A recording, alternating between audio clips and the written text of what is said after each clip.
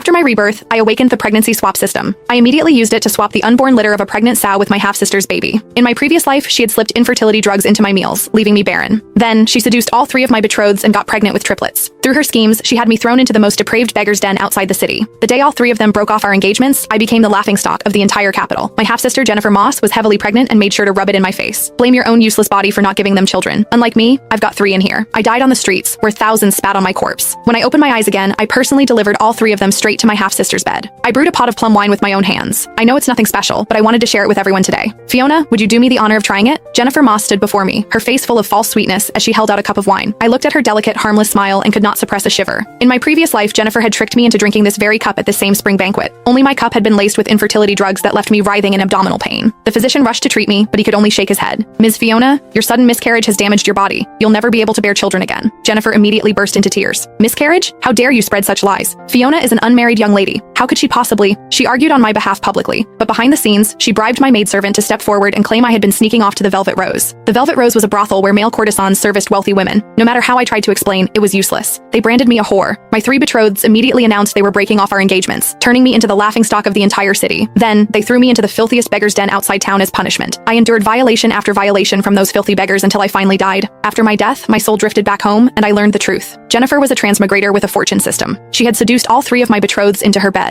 With her pregnancy, the 3 men spoiled her rotten. Using them as her backing, she forced my mother to drink poison. After Mother and I died, she brazenly seized Mother's dowry, stole everything that was mine, and became the matriarch of the Moss household. She even had our bodies thrown into a mass grave to be devoured by wild dogs. Thinking of my past life, I could barely contain my towering hatred. Looking at Jennifer's innocent smile now, I wanted nothing more than to lunge forward and cut her into 1,000 pieces to avenge myself. Still, heaven took pity on how miserably I died in my last life and gave me a second chance. They let me come back to deal with these 4 scum, and I even awakened the pregnancy swap system. Seeing that I had not responded, Jennifer's syrupy voice rang out again. You don't think it's terrible, do you, Fiona? I'm not very good at making wine, but I picked every plum myself. I chose only the best and largest ones and spent 2 whole months preparing this. She looked pitiful and even managed to squeeze out a few tears. Before I could respond, my 3 betrothed stood up with darkened faces. Quinn Hartley pointed at me angrily. Fiona, what are you acting so high and mighty for? The other 2, Liam Kent and Grayson Dash, joined in accusing me. Fiona, do you know Jennifer almost fell from a tree making this wine? If you don't want it, fine, but don't insult her. They were trying to force me to accept Jennifer's cup. In my last life, these people were the ones who caused my miserable death. The 3 of them had been raised in the Moss household since childhood. If I had not elevated them to the position of betrothed wards with comfortable lives, they would have starved to death on the streets long ago. Now they were pressuring me for the sake of an illegitimate daughter, completely disregarding my dignity. I smiled coldly and took the cup of wine. How could I possibly look down on the wine Jennifer made herself? But this wine is too precious for me to enjoy alone. Pour a cup for everyone. Why should I suffer alone when we could all suffer together? After all, the wine was laced with infertility drugs. Seeing that each of my 3 betrotheds had a cup in front of them, I drained mine first in one gulp. A flicker of panic crossed Jennifer's face. She tried to stop the 3